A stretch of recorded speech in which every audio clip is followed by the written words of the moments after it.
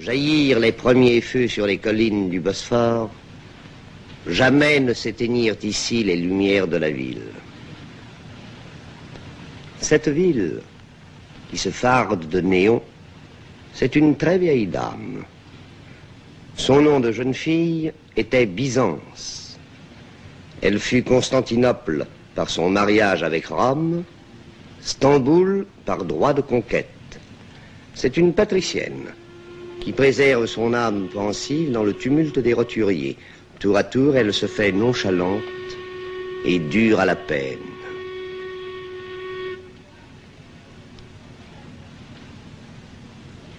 Le portefaix cramoisi ou livide, illettré et musclé, la sirène des navires l'appelle à la tâche. Ici, nul effort n'aurait de sens s'il n'y avait le Bosphore. Les passeurs font la navette entre deux continents sans cesser d'être chez eux. Sur la corne d'or qui sépare la vieille Constantinople de l'ancienne cité franque, une passerelle est jetée et l'aigre cri des oiseaux de mer fait écho à la rumeur citadine.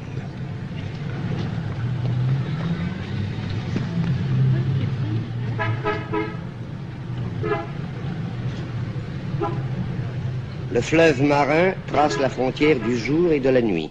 Là, sur la rive orientale, somnole une des trois villes qui forment Stamboul, Scutari, la provinciale, où le soir on va fuir la bruyante cité occidentale. Et sur la côte d'Europe, Péra et Galata dégringolent vers l'eau, au hasard des pentes, en ruelles de guingois. De rares échappées s'ouvrent sur l'avenue maritime et ses perspectives. Au rendez-vous du Bosphore se rejoignent des cascades de pavés, des éboulements de bicoques en bois. Le flâneur distrait s'y tord la cheville. Escaliers et escarpements découragent même l'usage de la brouette. Ici survit d'une imagerie conforme aux chromos désuets tout ce qu'a épargné l'incendie dans l'humble refuge des petits métiers.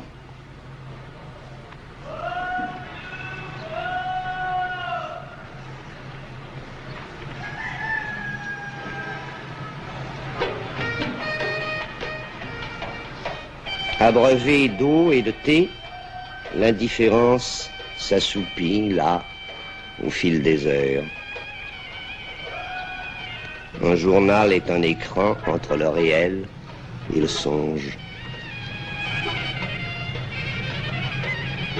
À partir de ces faubourgs archaïques, franchissons 100 lieues, sautons un siècle. Mais non, tournons le coin de la rue pour sentir battre le cœur de la ville. Chaque minute compte au rythme de la nécessité. L'indolence se change en rudesse. S'il arrive qu'à ces carrefours on rêve encore, c'est debout. Devant des journaux qui ne sont plus prétexte à sieste, mais écho de l'événement ou reflet d'un monde imaginaire, offrant des èves de papier colorié à la solitude des mâles.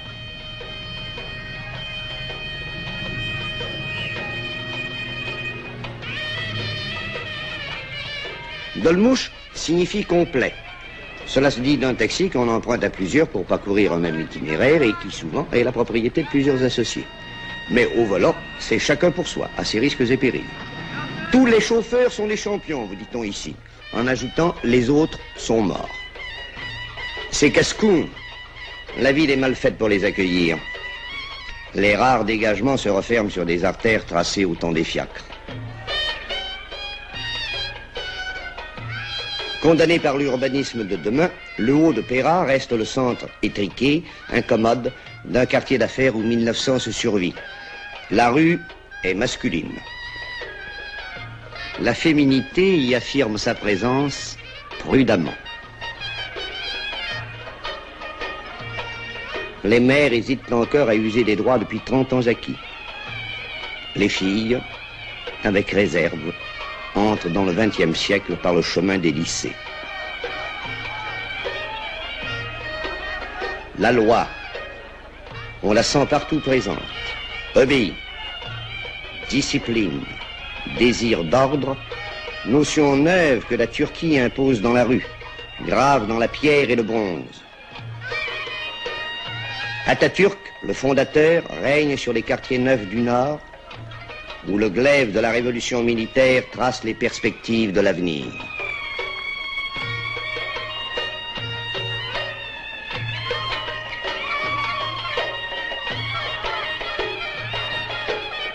Mais le passé garde son charme pour le visiteur amoureux de chimères et d'objets rares. Le carrefour de ces mirages, c'est le Kapali Çarşı, le plus grand marché du monde il y a 5 siècles, puis ravagé par un séisme. Quel joyau offrait-il avant sa reconstruction de 1898? Seuls vous le diront les chroniques des voyageurs romantiques.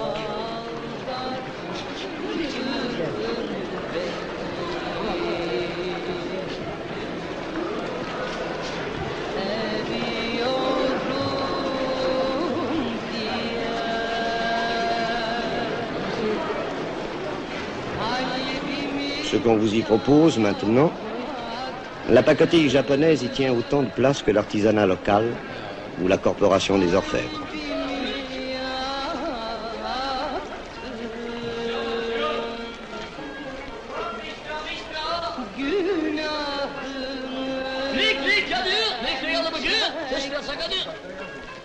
Qu'importe d'ailleurs que l'antique soit en toc, si la poésie du négoce et la volubilité des sollicitations arrivent à vous charmer.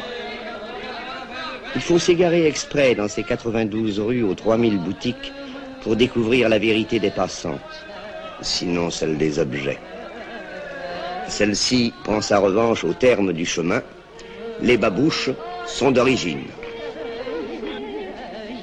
Quittant ce labyrinthe et les grands travaux du marchandage, laissez le temps reprendre son cours en ces heures de trêve. Prêtez l'oreille à un chant de femme qui vous parle de fleurs ou de passion. Ayez un regard pour les petits métiers de la rue. Attardez-vous devant les séminaires, les médressés, où se penchaient sur le Coran les étudiants de jadis. Appréciez sans hâte la saveur d'un Orient qui, pour se révéler à vous, pour vous ouvrir ces mosquées peu farouches et ces paysages de sainte coupole, ne vous oblige pas à quitter l'Europe.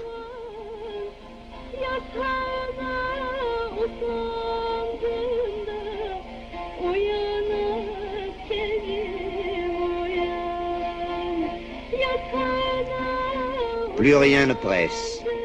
Ici, l'avenir ne se lit que dans le mar de café.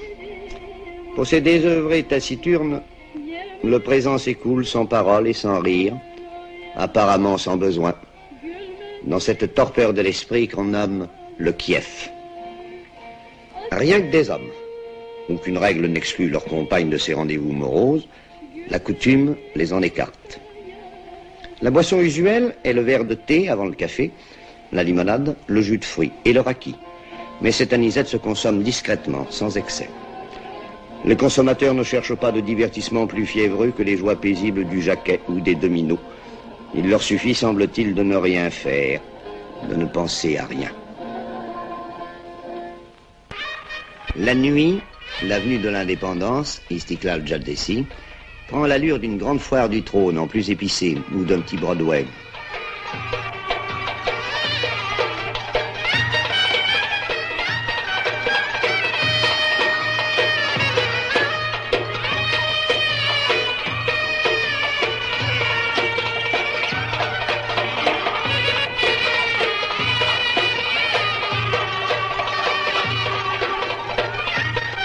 Des trottoirs exigus débordent dans la rue une foule dont l'anonymat et la liberté d'allure ne trouvent nulle part leur pareil en Turquie.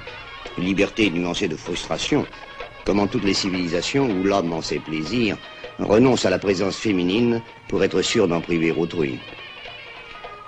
Cuisses de dames, nombril de femmes, ce sont des noms de plats, souvent délectables. Dîner en ville est pour le Turc moyen une fête. Gourmand mais frugal, il s'abreuve de sirop de cerise et de yaourt, grignote des noix ou des amandes.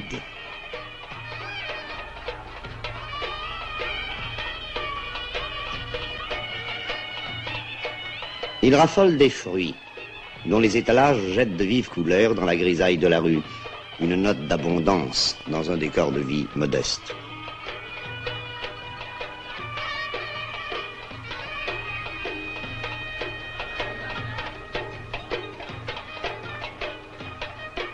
Et puis le parfum de kebab et de pâtisserie, de miel et de laurier. Cette odeur entêtante nous poursuit de boutique en boutique.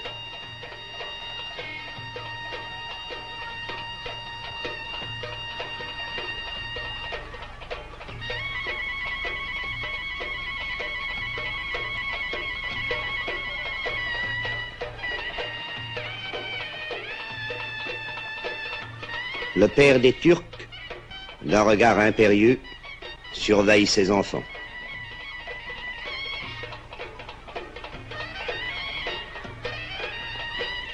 Efficacité, c'est le culte de ce pays autrefois nonchalant, où la publicité sait comment parler aux hommes, où l'autorité dompte sans faiblesse les penchants turbulents d'automobilistes qui se croiraient volontiers au volant d'un char d'assaut.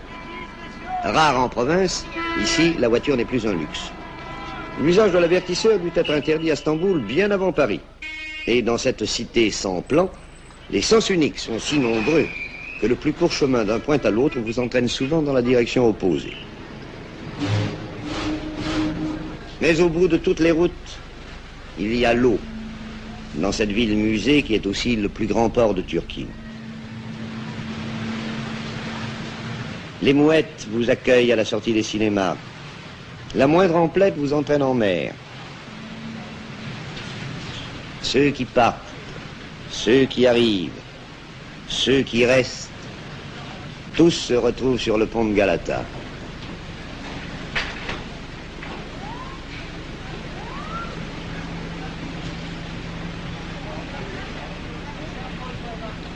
Privé de sa couronne, Istanbul règne encore, avec ses marins et ses artisans, sur une nation paysanne.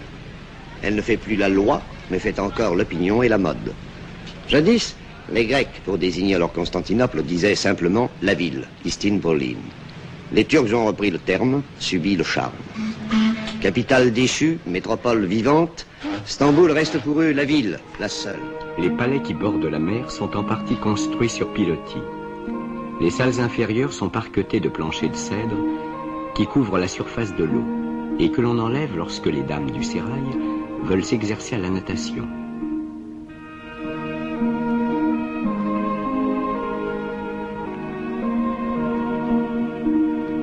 C'est à peu près ici le climat de nos villes du Midi. L'égalité la plus parfaite règne entre les femmes du sultan. Il y a dans le harem un ordre pareil à celui des pensions bien tenues.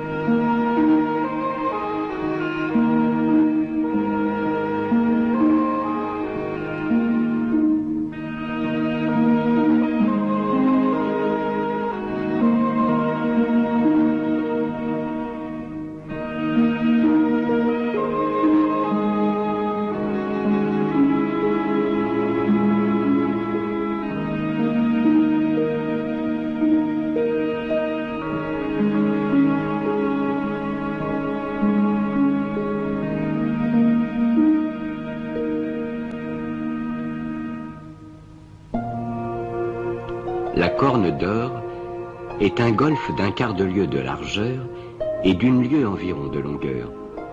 C'est le port le plus merveilleux et le plus sûr du monde. Il sépare Istanbul des faubourgs de Pera et de Galata. À l'aube, le soleil ravivant les lignes lointaines des rives et des promontoires, on jouit de l'éblouissant spectacle du port de Constantinople, le plus beau du monde assurément.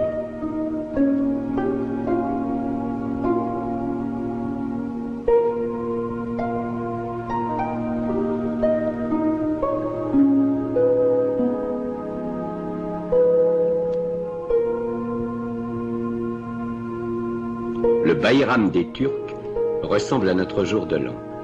Dans les journées du Bayram, toutes les religions prennent part à l'allégresse musulmane. le sultan devait faire la grande prière du Bayram à la mosquée du Sultanahmet, qui borde un des côtés de l'At-Meidam, illustré par le souvenir des empereurs de Byzance.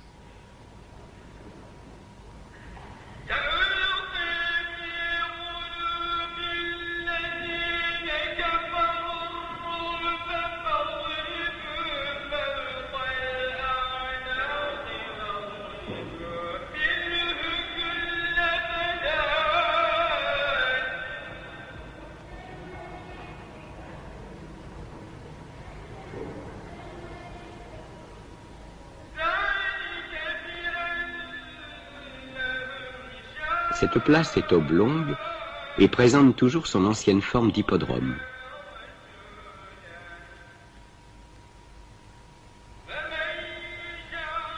Au-delà, les îles des Princes se dessinent vaguement à l'entrée de la mer de Marmara.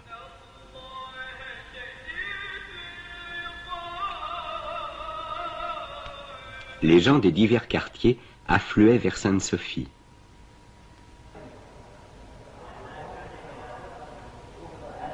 Comment dire les splendeurs de cette nuit privilégiée?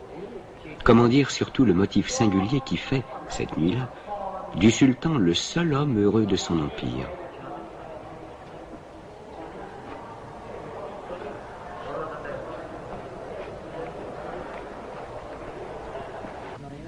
Tous les fidèles ont dû, pendant un mois, s'abstenir de toute pensée d'amour. Une seule nuit encore, et ils pourront envoyer à une de leurs femmes le bouquet qui indique une préférence. Mais quant au sultan, en qualité de paticha et de calife, il a le droit de ne pas attendre le premier jour de la lune. Il a une nuit d'avance sur tous ses sujets pour la procréation d'un héritier.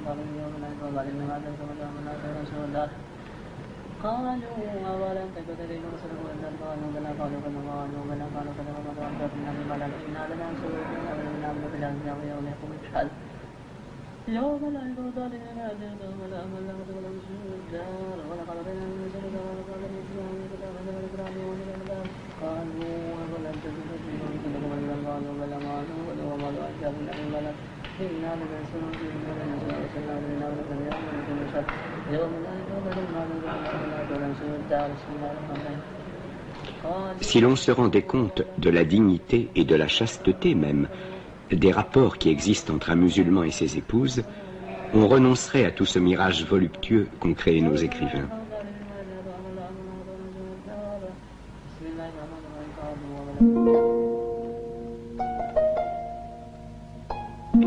Le sultan paraît fort disposé à repeupler l'empire. Si l'on se rend compte du nombre de naissances de princes et de princesses annoncées à la ville par le bruit du canon et par les illuminations de Stamboul.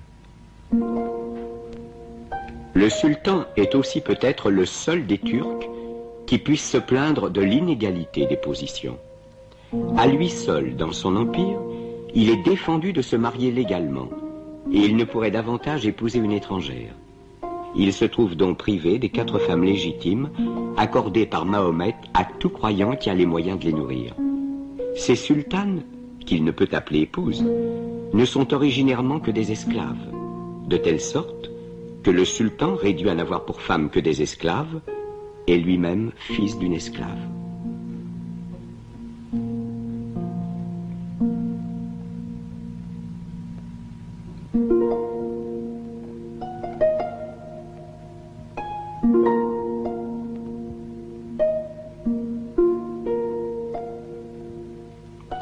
La joie de boire de l'eau a fait inventer à ces peuples les plus charmantes constructions dont on puisse avoir l'idée, avec cette forme de pavillon chinois dont l'architecture spéciale domine à Constantinople.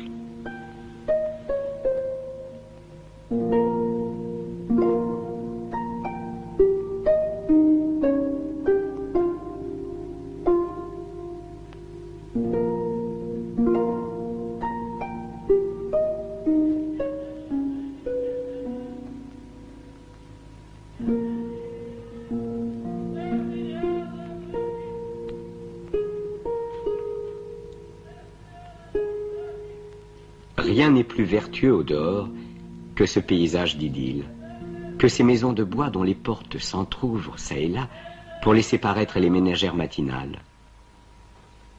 Ville étrange que Constantinople.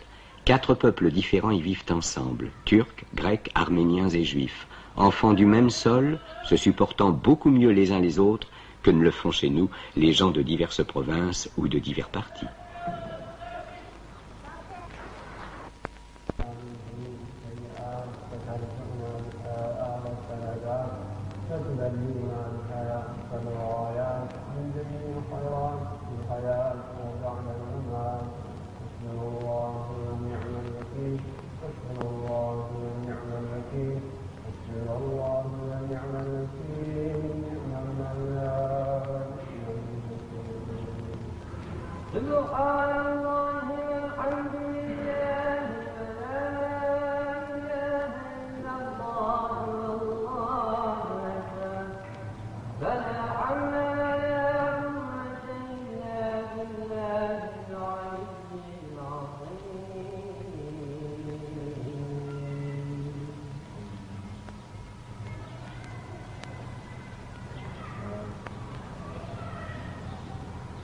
L'eau arrive par aqueduc et se conserve dans des réservoirs.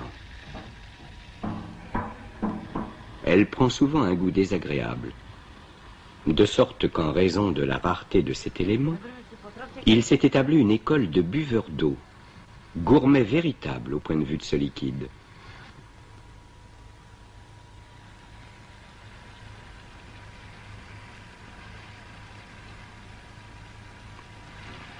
On vend des eaux de différents pays et de différentes années. L'eau du Nil est la plus estimée, attendu qu'elle est la seule que boive le sultan. L'eau de l'Euphrate, un peu verte, un peu âpre au goût, se recommande aux natures faibles. L'eau du Danube, chargée de sel, plaît aux hommes d'un tempérament énergique. On apprécie l'eau du Nil de 1833, bouchée et cachetée dans des bouteilles que l'on vend très cher.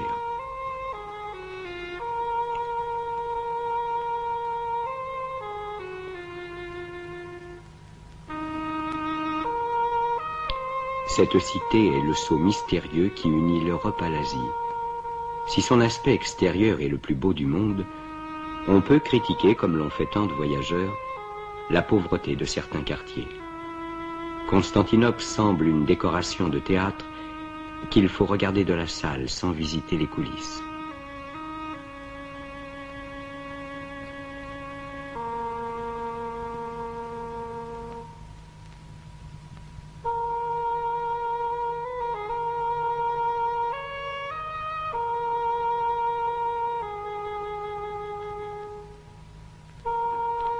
Du petit minaret situé au-dessus de la Corne d'Or, partit une voix douce et mélancolique.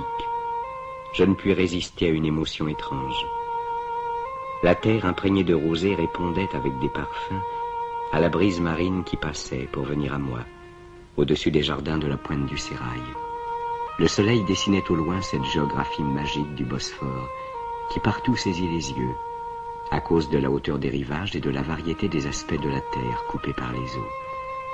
Après 1 heure d'admiration, je me sentis fatigué et je rentrai à l'hôtel où je demeurais et dont les fenêtres donnaient sur la Corne d'Or. Au-delà d'ici, il n'y a rien, sauf le froid et l'ennemi, soupirait le doux poète Ovide, exilé par le courroux d'un César sur de tristes rivages.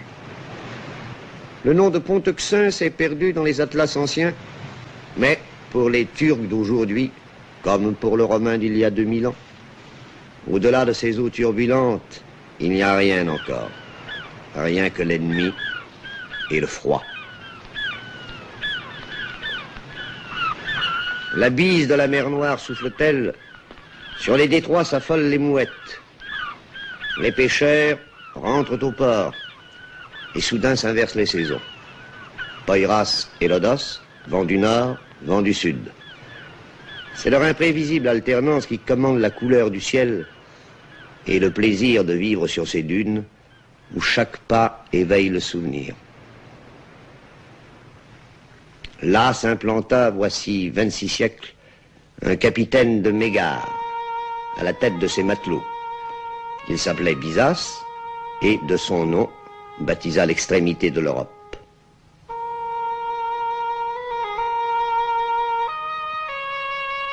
Byzance devint Constantinople, puis Stamboul, sans cesser d'être en armes la conciergerie des détroits.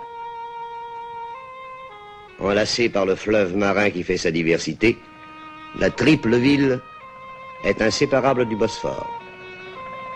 Elle porta 3 noms dans le temps, elle garde 3 noms dans l'étendue. Stamboul, c'est Galata et aussi Scutari.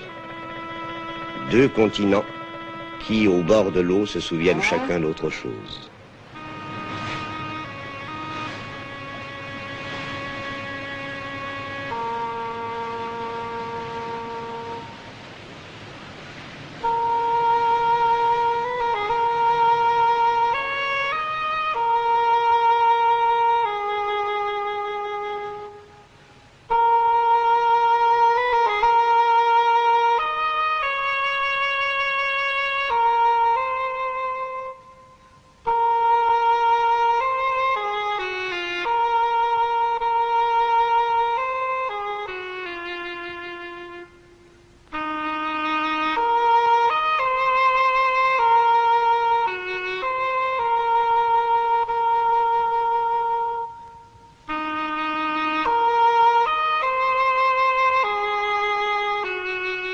Presque rien n'y évoque plus l'Empire grec, si l'on entend le langage des herbes folles, de la cendre des morts et des remparts écroulés.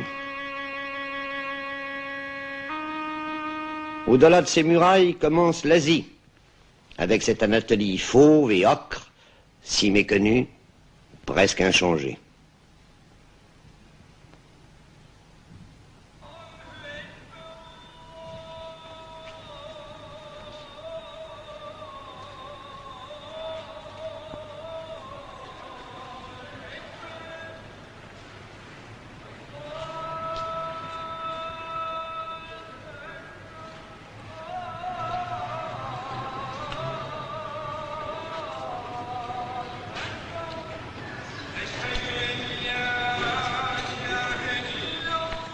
Une rumeur couvre parfois dans l'ancienne capitale des Ottomans la voix sainte de l'islam.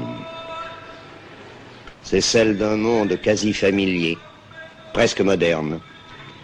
La suie et la fumée se sont mêlées à des parfums sucrés, le mazout au ruissellement des eaux douces. L'industrie a dressé ses cheminées que les pionniers de la République appellent les minarets d'Atatürk.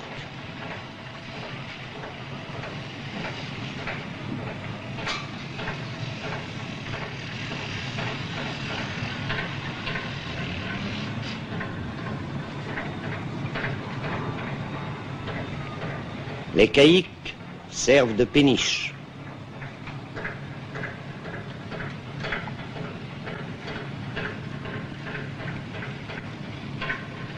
Le promeneur mélancolique gémit en découvrant des dépôts de charbon sur des rives qui enchantèrent les romantiques.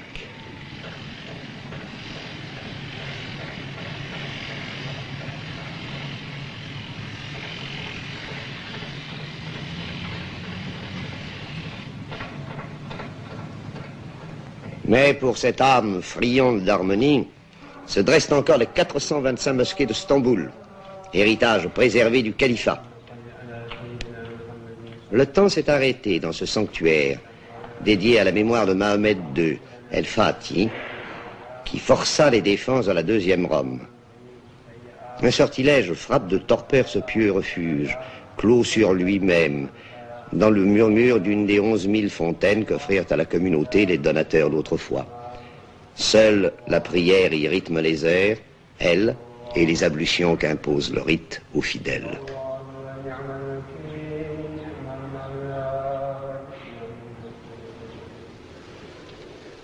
Ici se prolonge encore cette Turquie intemporelle.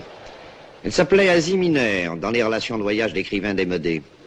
Elle se survit sans doute, mais le meilleur d'entre elles est retourné à la terre, dans ces cimetières voués à toutes les croyances, îlots de paix, où de blanches pierres sont noyées dans la verdure, livrées à la nature, dépourvues de ces grillages solennels qui, ailleurs, isole les disparus des exubérances de la vie.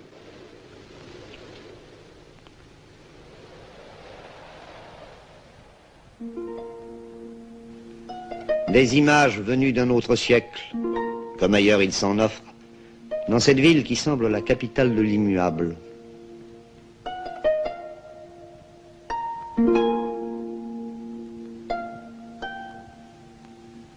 Ces hommes, égrenant leur chapelet entre des doigts sans repos, seule la tradition guide leurs gestes, eux qui connurent l'agonie de l'Empire ottoman.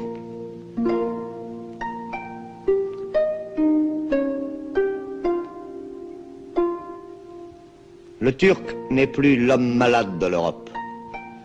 Il a vaincu le mauvais sort. S'il a retrouvé le sens de l'avenir, c'est sans renoncer à ses habitudes.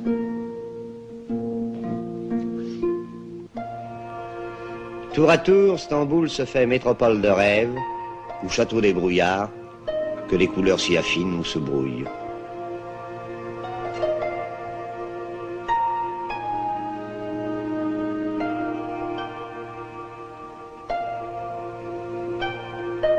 Le ciel se couvre-t-il? Aussitôt, brume et poussière envahissent les quais du Bosphore, estompent les coupoles, cernent comme des vaisseaux fantômes ces ferry-boats, où dans la familiarité des allers-retours quotidiens, on sent battre le cœur de deux continents.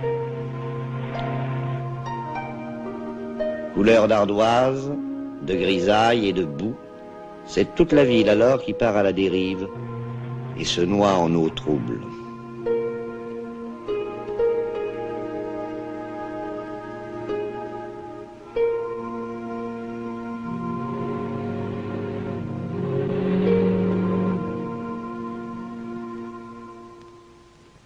Mais tout change au gré des vents. Et dans une lumière soudain limpide, l'occidental savoure le plaisir d'être encore en Europe et déjà en Orient. Orient familier, même si les faubourgs y gardent des airs de campement. Orient trompeur, mais ouvert à l'étranger par un peuplement composite, une tradition commerçante et la vocation européenne de la République. Dans un parfum de pastèque et d'orange, de résine et de thym, sur les marchés se confondent la malice levantine et la rudesse anatolienne, l'hérédité mongole ou l'ascendance balkanique d'un peuple solide et taciturne, bien vivant, sinon bon vivant, frugalement nourri, sobrement abreuvé de yaourt et d'eau claire, de limonade et de sirop de cerise.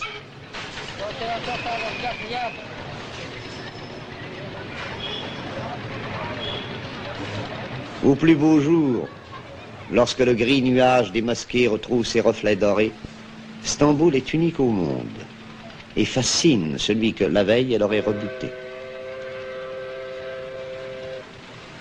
Dans le sanctuaire qui lui fut dédié, l'ombre de Soliman le Magnifique règne sur la ville conquise.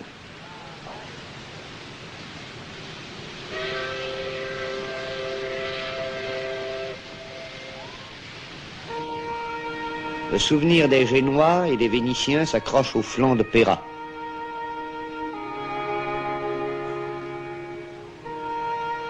L'imagination fait son œuvre, au point que le lyrisme des étrangers baptise Corne d'Or un canal d'eau morte.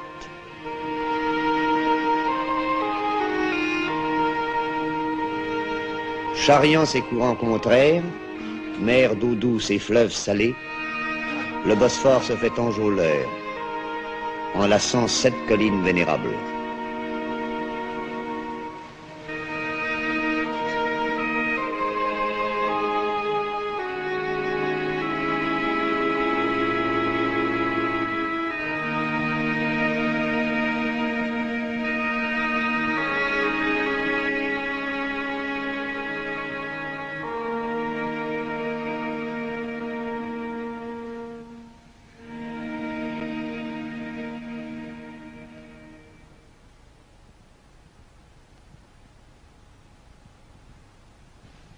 Par quel éclat d'orgueil Justinien salua-t-il l'achèvement du monument voué à la Sainte Sagesse?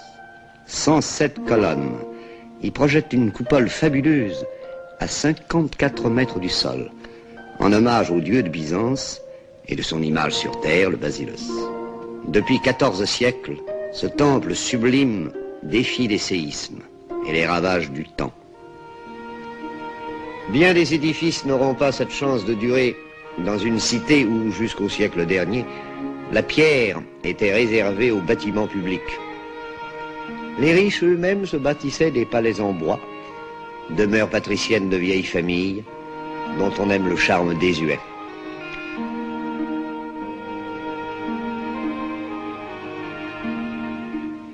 Derrière ces yalis craquant au vent, toute une ville sous ses coupoles fait le gros dos au soleil.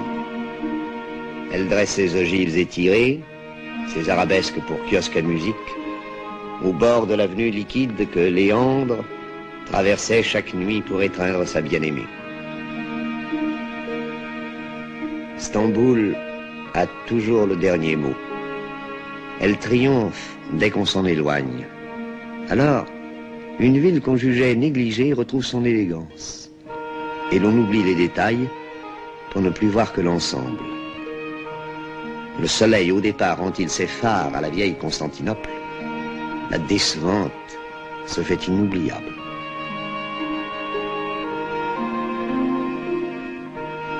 Il n'est pas un voyageur qui n'en soit amoureux lorsque, dans un crépuscule chargé de nostalgie, il dit adieu aux barques de pêche qui se balancent sur la rive orientale devant les petits ports d'autrefois.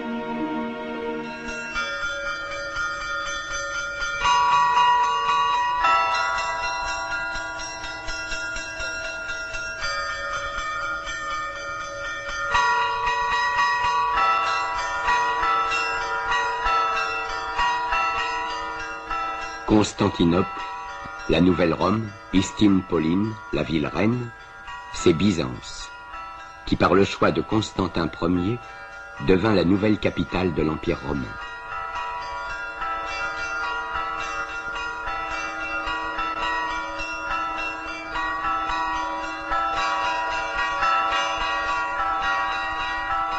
Son rayonnement accuse aussi l'affrontement de deux civilisations, celle de l'Orient musulman et celle de l'Orient gréco-latin.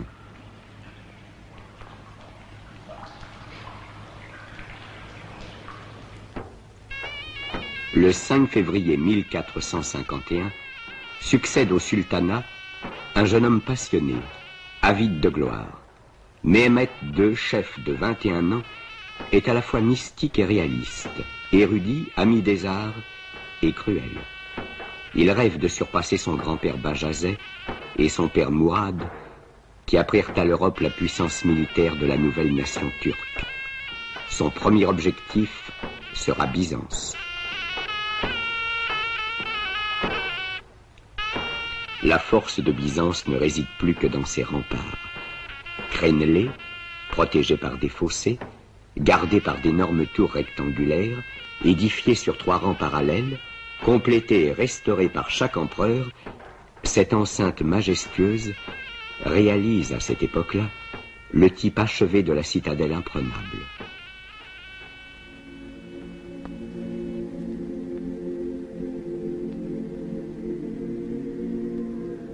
La cour de l'empereur de Byzance.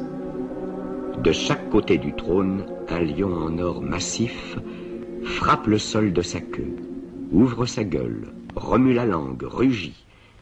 Le visiteur s'approche, se jette 3 fois face contre terre. L'empereur a été élevé dans un tabernacle par une machine invisible presque jusqu'à la voûte et apparaît éblouissant dans ses vêtements sacerdotaux.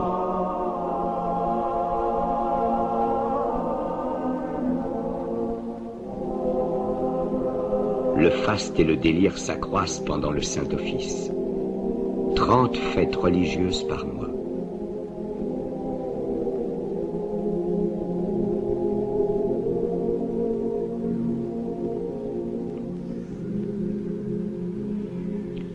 L'ancien empire byzantin, qui s'étendait de la Perse aux Alpes et jusqu'au désert de l'Asie, se traverse à présent aisément en 3 heures de marche. Byzance n'est plus qu'une cité entourant des églises, des palais et un amas de maisons. Pillée par les croisés, décimée par la peste, déchirée par ces querelles théologiques, Elle est incapable de se défendre contre un ennemi qui l'enserre depuis longtemps. Tandis que Galata appartient aux Génois, tout le pays situé derrière les murs de la ville est au pouvoir des Turcs. Les navires byzantins pouvaient gagner leur grenier à blé par la mer Noire. Mehmed ferme ce passage en faisant construire Rumeli-Hisar, à l'endroit le plus resserré du canal.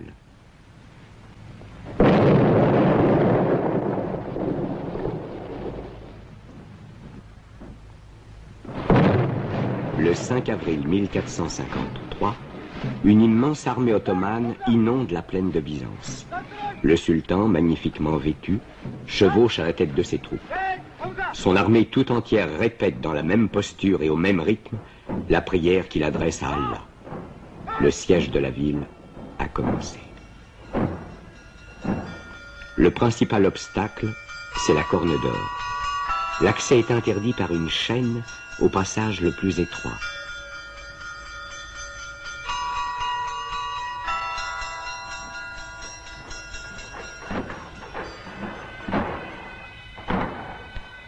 Mehmed conçoit alors une idée stupéfiante d'audace. Dans la nuit du 22 avril, 70 vaisseaux se transportent d'une mer dans l'autre, par monts et par vaux, à travers les vignobles, les champs et les bois.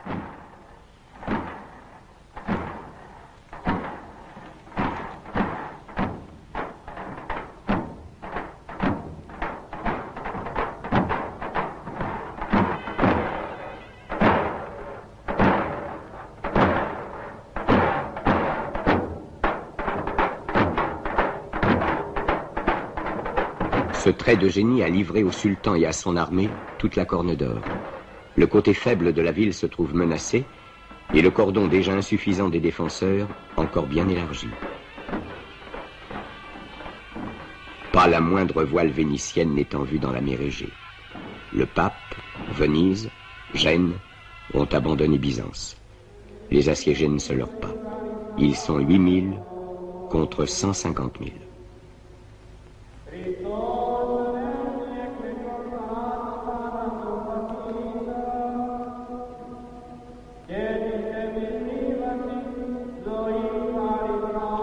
Sur l'ordre du Basileus, le peuple tout entier se rassemble pour défiler en procession. On sort des églises les saintes icônes. Partout où une brèche s'ouvre dans les remparts, on accroche l'image d'un saint. Tous ces hommes voués à la mort se réunissent à Sainte-Sophie, alors la plus magnifique cathédrale de l'univers. La messe funèbre de l'Empire d'Orient vient d'être célébrée. Derrière les remparts, un peuple angoissé attend le jour et la mort. Allah Allah illallah, Allah Allah illallah, Allah illallah. À 1h du matin, le sultan donne le signal de l'attaque. Au cri de Allah Allah illallah, 100 000 hommes se précipitent contre la muraille de Byzance. Les premiers effectifs de Bashi Bouzouk, soldats inexpérimentés et fanatisés, vont vers une mort certaine, mais ils fatigueront les assiégés.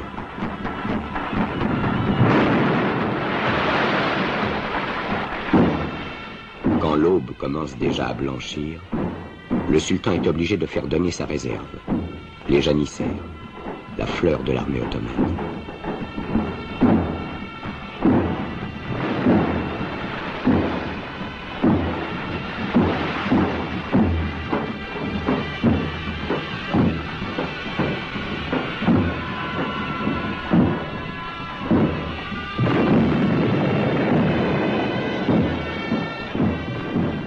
Plusieurs Turcs ont pénétré par une des poternes de la ville, la Kerka Porta. Des soldats grecs aperçoivent les Turcs et poussent le cri fatal, la ville est prise.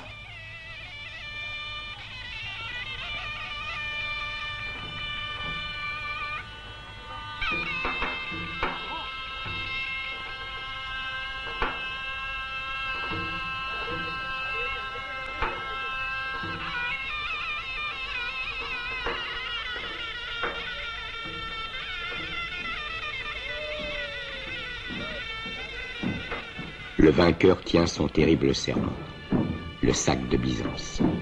Il n'entre dans la ville conquise que l'après-midi, une fois le carnage terminé. Fier et grave sur son magnifique cheval, devant les scènes féroces du pillage, sans détourner la tête, fidèle à sa promesse de ne pas interrompre dans leur terrible besogne les soldats qui lui ont donné la victoire. Il se dirige vers la cathédrale, vers le cœur rayonnant de Byzance. Il tient à remercier Allah avant de lui consacrer définitivement cette église.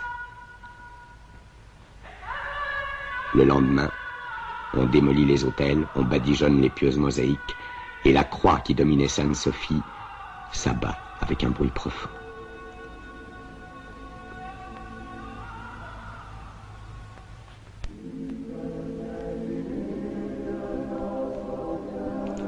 L'Europe s'aperçoit en frémissant que par sa sombre indifférence, une puissance envahissante a fait irruption chez elle. Puissance qui paralysera ses forces pendant des siècles.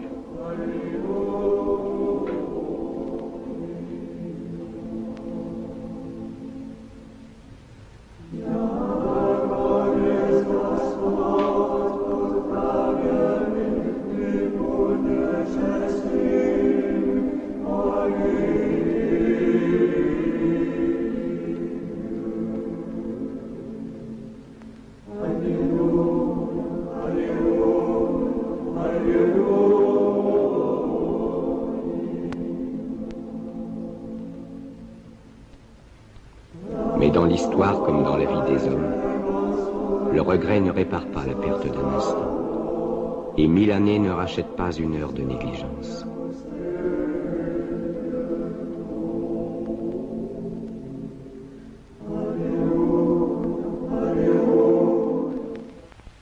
J'ai 60 ans.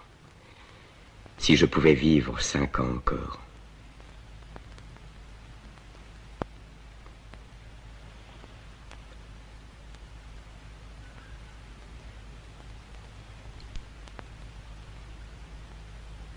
Je veux me réveiller.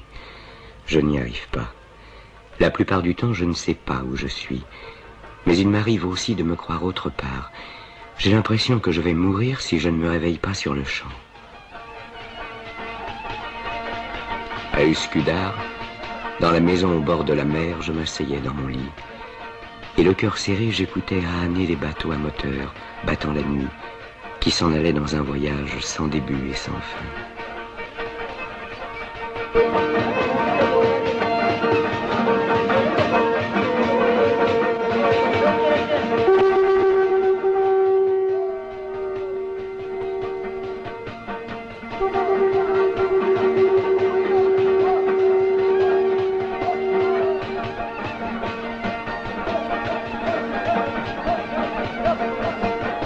Le bruit du moteur déborde de nostalgie. Il vous appelle quelque part, très loin. À Uskudar, devant la maison, les eaux du Bosphore ont une autre voix, plus douce, plus secrète.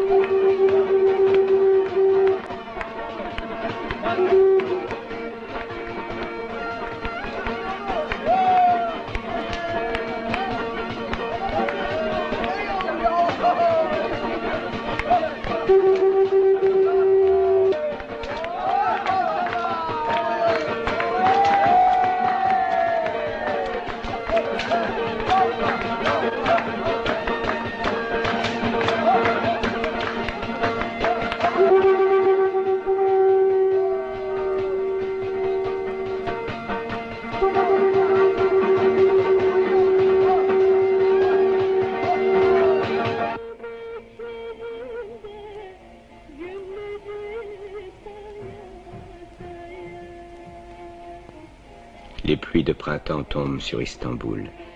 Elles sont tièdes à présent.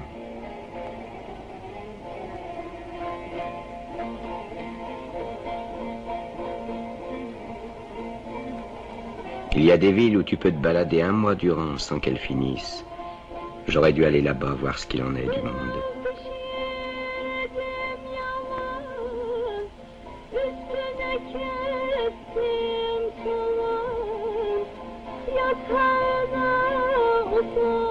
Qu'est-ce qu'il y en a des usines à Istanbul?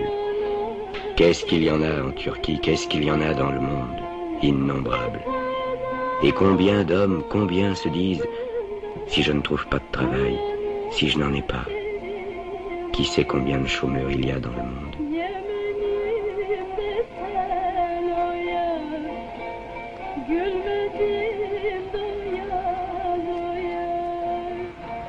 Les pluies de printemps pleuvent sur les coupoles de la grande mosquée, sur les capuchons des minarets, sur la corne d'or, sur les chalands.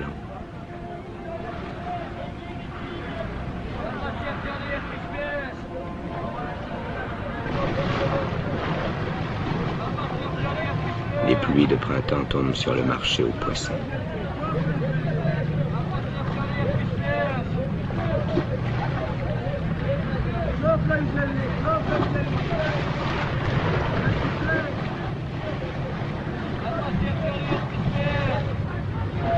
Les pluies de printemps pleuvent sur le pont de Galata.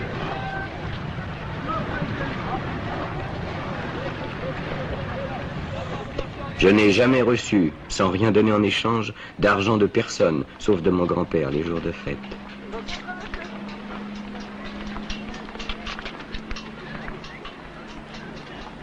Les gens qui passent ne nous regardent même pas.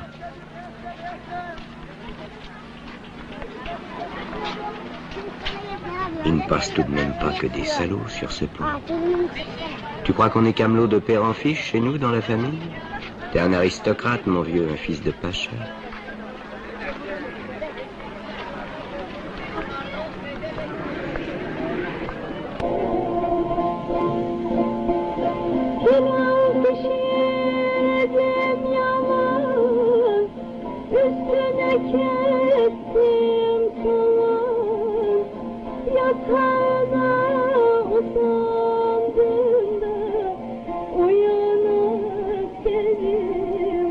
Une maison de bois, moucharabier.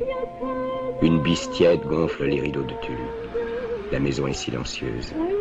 À un virage quelque part, une voiture grince. Les rues sont désertes. C'est l'heure de la sieste.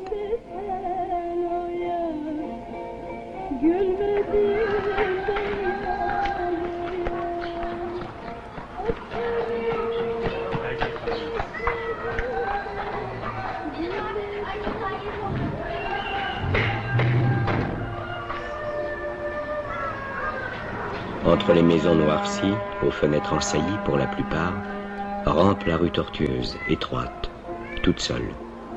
Et un silence, une solitude. On monte au premier. La propreté de ces divans recouverts de housses de toile me ravit. Le plancher, blanc comme de la résine à force d'être lavé, brossé, astiqué, est encore humide. Ça sent le savon des Dyrnées, il me semble. La lavande et le bois de sapin mouillé.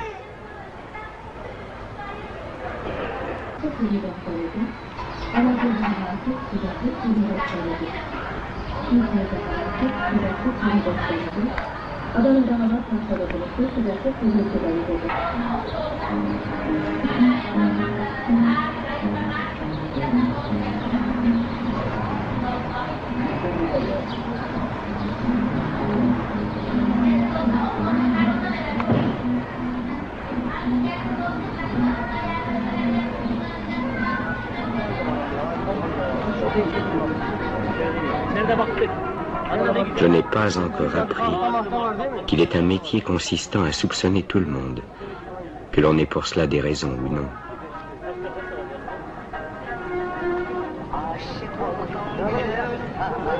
Ce doit être si triste de se sentir étranger quelque part. À moi, ça ne m'est pas arrivé. Mais à Üsküdar, dans la maison au bord de la mer, il y avait un jardinier, un Albanais, qui vivait à Istanbul depuis Dieu sait combien d'années. C'est un bien beau pays, répétait-il. Dieu vous le garde. Mais pour moi, c'est la migrance. Et j'ai bien peur de mourir sans revoir mon pays.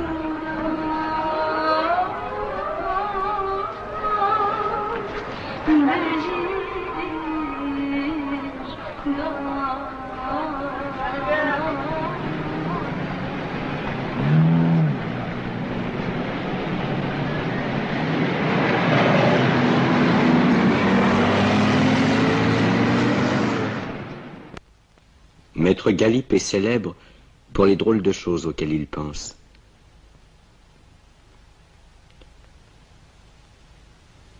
Si je pouvais chaque jour manger des gaufrettes, se disait-il à 5 ans.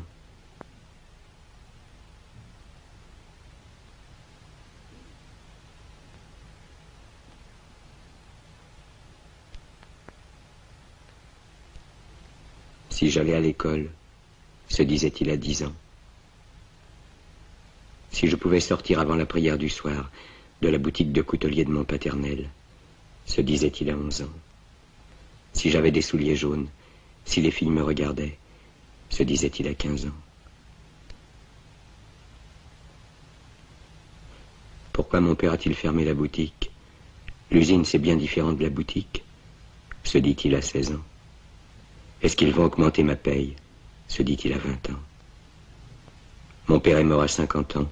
Est-ce que je vais mourir si tôt, moi aussi? Se dit-il quand il avait 21 ans.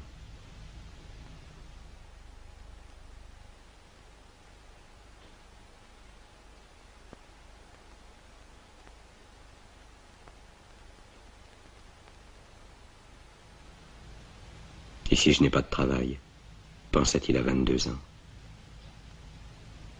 Et si je n'ai pas de travail, pensa-t-il à 23 ans. Et si je n'ai pas de travail, pensa-t-il à 24 ans. Et souvent chômeur.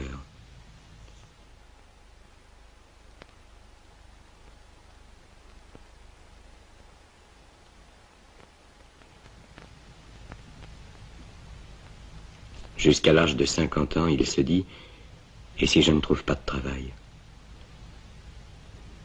À 51 ans, il se dit, j'ai vieilli, j'ai vécu 1 an de plus que mon père.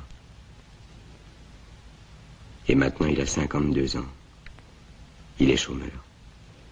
Et en ce moment, il s'est laissé prendre par la plus bizarre des idées. À quelle heure vais-je mourir? Est-ce que j'aurai une couverture sur moi quand je mourrai?